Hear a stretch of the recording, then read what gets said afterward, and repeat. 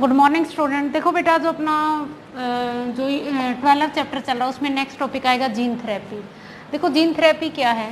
Gene therapy का मतलब यहाँ पे क्या होता है कि अगर मान लो कि हेरिडिटी डिसऑर्डर है, हेरिडिटी का मतलब समझ आता है कि मान लो जो चाइल्ड है वो अगर मदर वोम में ही है और उसी के अंदर किसी तरह का कोई जीन के अंदर डिफेक्ट आ गया, ठीक है, जैसे क्रोमोसोम 11 का, ठीक है, 12 में, या किसी तरह का भी, तो अब उसमें हमने क्या करना पड़ेगा, उस जीन को रिप्लेस करना पड़ेगा और उसकी जगह पे नॉर्मल जीन हम उसके अंदर क्या करेंगे, डालेंगे।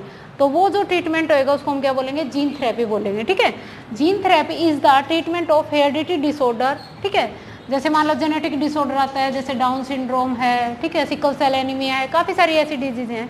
तो ये अब क्या करेंगे, रिप्लेस बाय ये फॉल्टी जीन्स बाय ये नॉर्मल हेल्दी फंक्शनल जीन्स, उसको हम क्या बोल देंगे, जीन थेरेपी बोल लेंगे। ठीक है, कोई भी फॉल्ट जीन है, फॉल्ट जीन का मतलब क्या समझ आ जाएगा कि कोई भी जीन के अंदर किसी तरह का कोई डिलीशन हो गया, कोई पार्ट रिमूव हो गया, ठीक है, तो उसकी वजह से क्या आ जाएगा, जेनेटिक डिसऑर्डर, तो उसको हमने ट्रीटमेंट करना है किसके थ्रू, एक नॉर्मल हेल्दी फंक्शनल जीन के थ्रू। ठीक है, अब जीन थेरेपी जो है वो इज ब्रिंगिंग टू टाइप हो, जैसे सिकल सेल एनीमिया है, सिकल सेल एनीमिया भी आएगा जेनेटिक्स के अंदर। इसके अंदर जो आरबीसी सेल होती हैं वो सिकल शेप की हो जाती हैं। ठीक है, और जैसे एक डिजीज आई थी यहाँ पे SCID, ये भी नेम लेके आता है, सीवर कंबाइंड्स इम्यूनोडेफिशिएंसी। इसमें जो होती है हमारी इम्यून डेफिशिएंसी, यानी कि जो WBC सेल होती हैं वो अपने पैथोजन से फाइट नहीं कर पाती।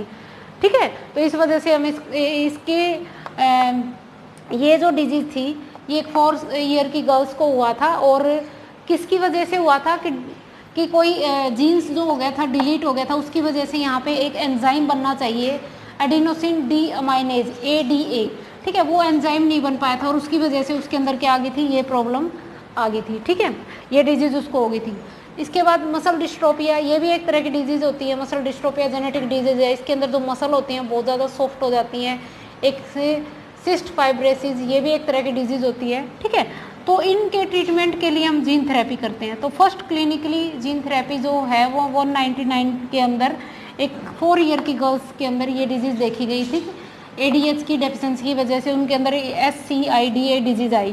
ठीक है, अब ये कैन बी क्योर, अब ये किससे क्योर कर सकते हैं कि बोन मैरो रिप्लेसमेंट करेंगे, बोन मैरो ट्रांसप्लांटेशन करेंगे। ठीक है, तो functional gene introduce in overcome defective genes is called the therapist gene.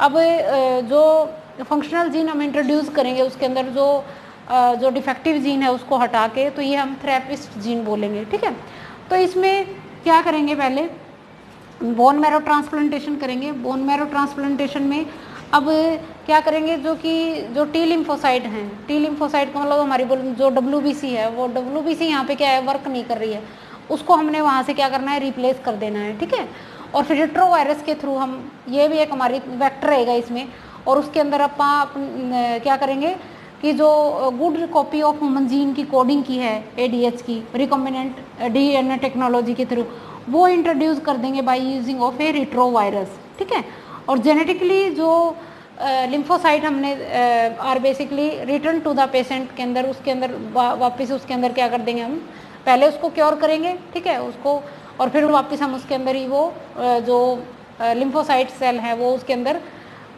Replace कर देंगे, और फिर बाद में वो क्या, वो ये जो जीन आइसोलेट करेंगे बोन मैरो से, वो प्रोड्यूसिंग ADH, वहाँ पे ADH प्रोड्यूस करेगा। ठीक है, और फिर वो इंट्रोड्यूस कर देंगे अर्लियर जो एम्ब्रियो स्टेज के अंदर हो जाए एम्ब्रियो, और बाद में वो क्या होता है, जो डिफेक्टिव जीन है वो परमानेंटली यहाँ पे क्या हो जाएगा, क्योर हो जाएगा। ठीक है, तो इसके अंदर बोन मैरो ट्रांसप्लांटेशन रेट्रोवायरस के थ्रू हम क्या करेंगे, यहाँ पे जो लिम्फोसाइट सेल है, WBC सेल है, उसको क्योर करके और फिर वो पेशेंट के अंदर दोबारा क्या कर देंगे, रिप्लेस कर देंगे। तो ये था हमारा जीन थेरेपी। नेक्स्ट टॉपिक यहाँ पे आएगा मॉलिक्यूलर डायग्नोस। Thank you.